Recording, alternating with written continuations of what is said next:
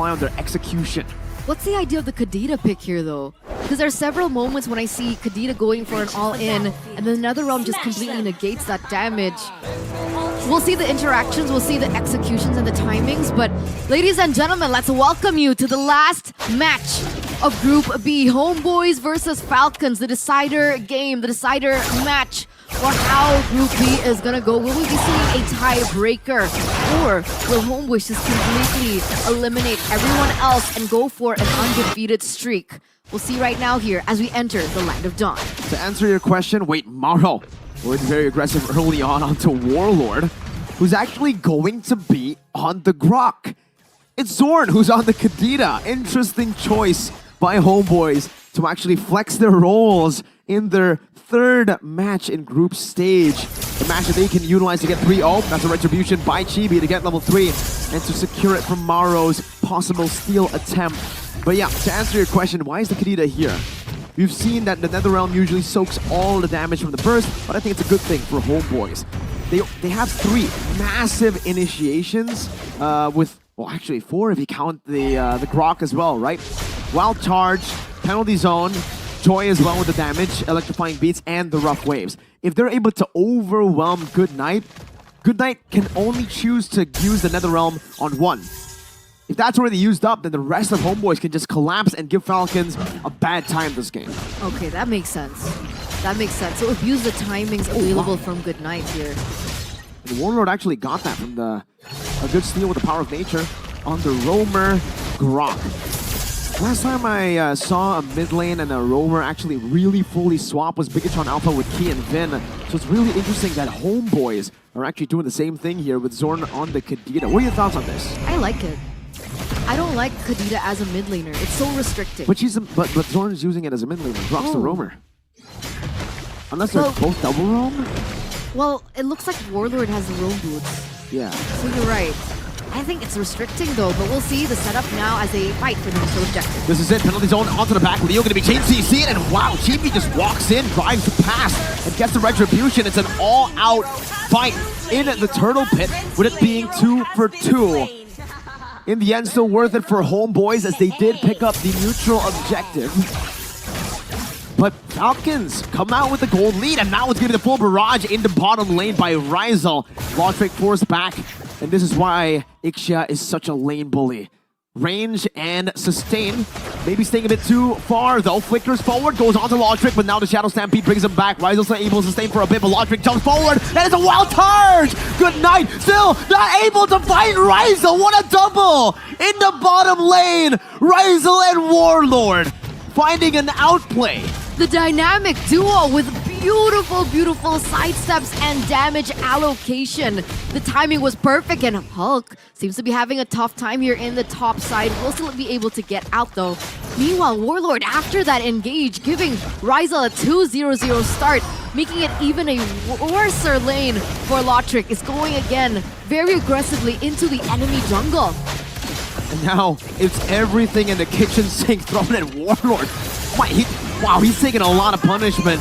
Goodnight might actually fall as well. Good petrify by Zorn under the turret, but Goodnight pops in another realm, and Zorn might have just overextended a bit. The Breath of the Ocean, not enough to knock these members up, and Falcons Leo will be able to find a taunt. That's Maro diving deep as well, but Chibi gets a kill in the back, and it's another outplay mechanically by Homeboys. What's going on? Homeboys, they have been on fire from the very start of MPLI 2023. And here they are, completely outplaying Falcon in the first 4 minutes of the game. However, Ryzel, 2v1.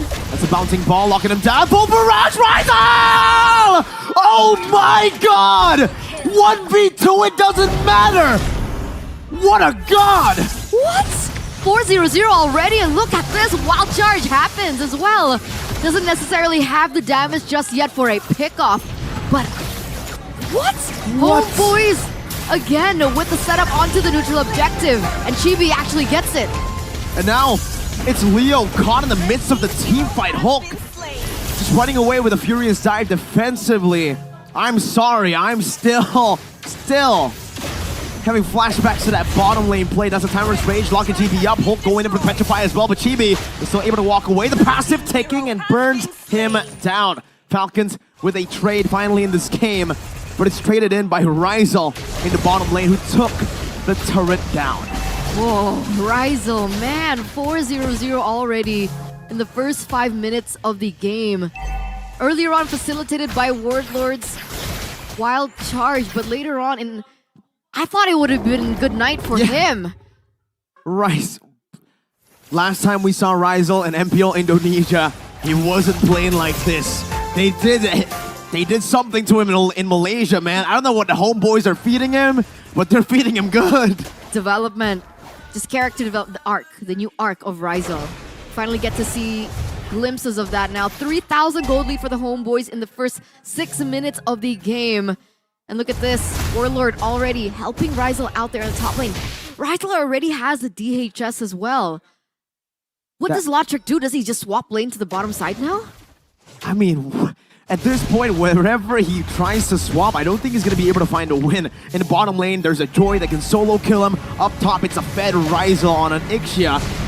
I think even Hulk will struggle to burst Rizal down, knowing that, you just mentioned it, DHS is already built up. He's going to have so much attack speed to get that passive sustain down even faster. You can even see it coming through. Like, Hulk doesn't even want to go for a 1v1 engage with Rizal at this point, and now he's forced to try and give a little bit more pressure in that top side for that proper setup. Was that a flicker committed? Yep, by Maro? Right before this? That's a good resource wasted. It's a good read by Zorn. That was blind. Just went straight into the bush and used Petrify.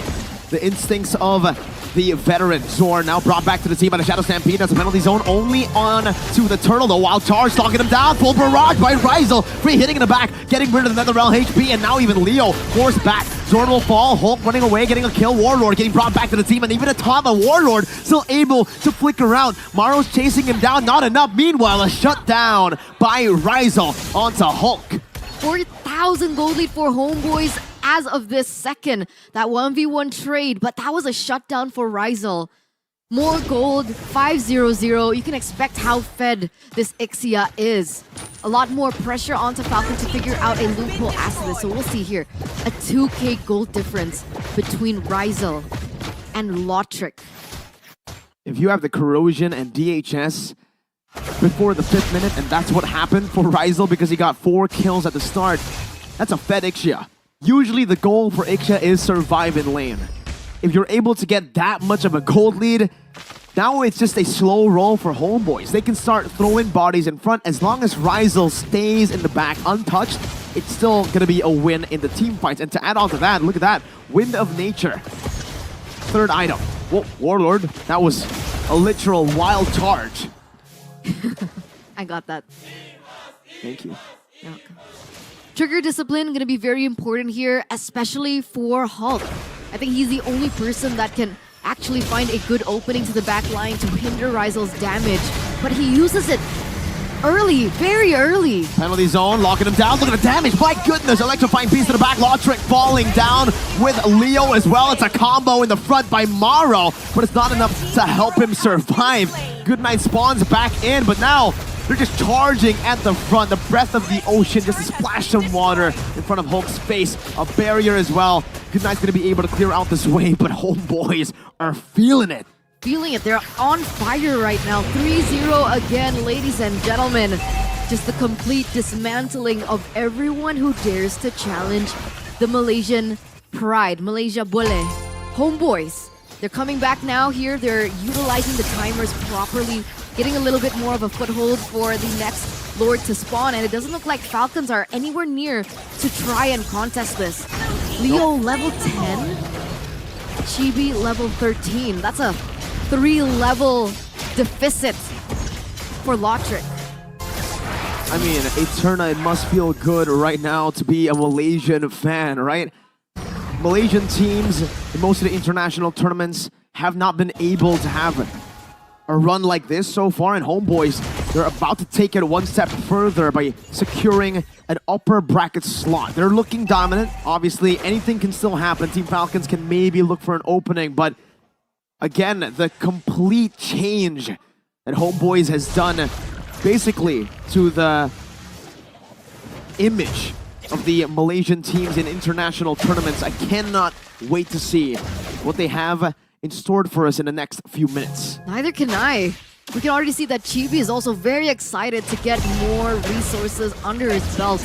With that turret already falling down in the top side, the Lord marching down in the bottom. They're manipulating these 3 lanes quite well. They're doing it really well. In the bottom lane, in the mid lane, it's actually a slow push in the bottom lane with the Terizla sent to take the turret. They're actually going to take it real slow, letting the Lord deal the damage to the turret. Meanwhile, taking the tier 2 in the mid lane, simultaneously building another slow push for the bottom lane to try to crack the base open with the first Lord. Zorn going to be taunted up, not enough damage. Maro looking for the flank for the conceal as well. Chibi rotating as well. Look at Maro. Should be able to find Zorn, but Zorn finds it first, goes in for the Tyrant's Revenge. Not able to find the Tyrant's Rage just yet. That's a Petrify onto Maro with Rough Waves as well. Maro gonna be caught, has a Flicker, gets the Rage, but it's not enough to full barrage! Oh, it's Ryzen with the Flicker forward! The Nether Realm saves Falcons, but what is that damage, my guy? That was nearly a disaster for Team Falcons had the Netherrealm not been popped. But here it is, even despite losing Warlord, they're still looking for more. Lotrick gets deleted. He disappeared off the map. Oh my goodness. The buff damage of the Joy is really showing when there's no one to CC her. So you have extremely intense magic damage, and you also have extremely intense physical damage. What do Falcons do here? What items do they go for? I think Fredrin goes for the Radiant, but is it enough physical defense to go for these team fights? It's not about the items anymore for Falcons Eterna. It's completely down to how they can try to get to Ryzel. That's the name of the game for them. It's find Ryzel. If they're not able to find Ryzel, I do not think they're going to be able to win a team fight here. Maro's been looking for these crazy flanks, but Zorn, his spatial awareness has been phenomenal. And again, even if they go to the back, let's say the Yuzong is able to reach Ryzel, that Wind of Nature denies any sort of assassination attempt. But does it not cancel her barrage? No, it doesn't. The barrage cannot be cancelled except for a suppression. You can, displace her, but that's about it. The ultimate will still be there. She's going to be standing there menacingly, screaming. Where's Franco when you need him, man?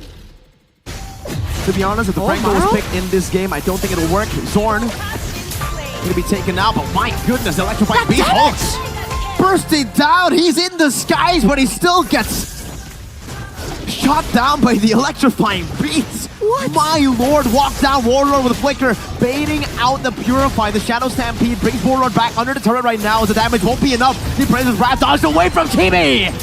Burst the backline down. Lotrick is gone, so is Maro next, but Chibi might fall instead. Chibi's still able to run away. Ryzel free hitting. Leo taken low, but is still able to dash out.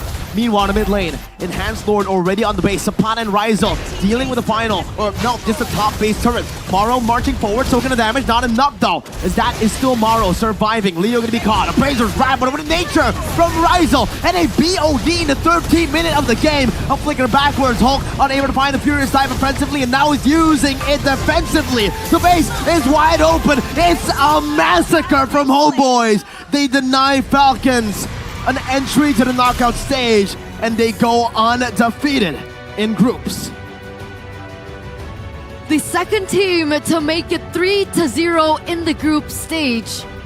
Filipino AP Bren and Malaysian Homeboys. What a fantastic performance by the Malaysian representatives, completely dismantling Falcons. What were we looking at? Zorn, Ryzel, Warlord. Everyone was popping off. And it's official, ladies and gentlemen. Homeboys will make it to the playoffs of MPLI 2023. And Blacklist as well, but through the lower brackets. With that, let's break that game down with Arashi, the cute boy.